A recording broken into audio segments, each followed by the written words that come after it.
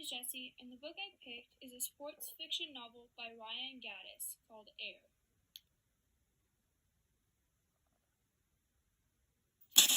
The book starts out with Gray, the main character, losing his mother and moving to Baltimore to live with his aunt.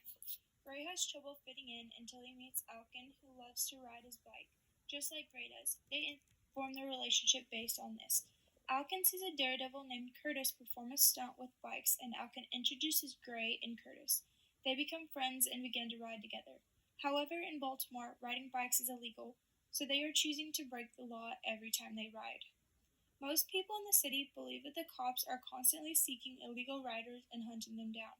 One night when the crew was riding, there was a cop watching and began to chase them, so they all split up, and Alkin was trying to distract the cops so Curtis and Gray could escape.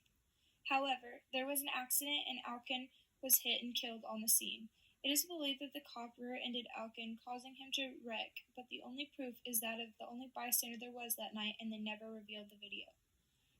From that day on, Curtis and Gray rode for Alkin as a protest against the accident that caused his death.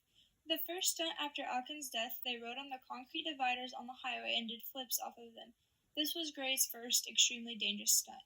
Gray would purposefully tease the cops during their rides in order to make them mad to get revenge on the cops that ultimately killed Alkin. Every stunt they performed got more and more dangerous until the final stunt of the book, where they jumped from the tallest building in the city onto another tall building. This stunt was successful, but they moved away after it and never performed another stunt. This is a great book for someone who likes daredevils and dangerous stories.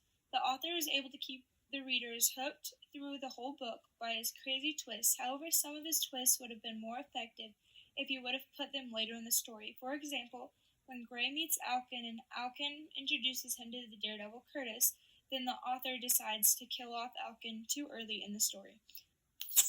I believe Alkin was taken too early because he wasn't made a valuable person in Gray or Curtis's lives yet.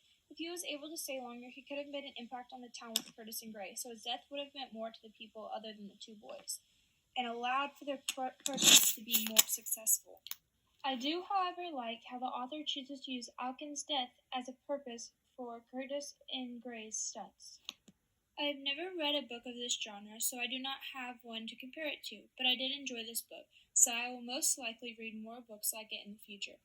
This book has a very unique story to it, but I do hope to find more books like it.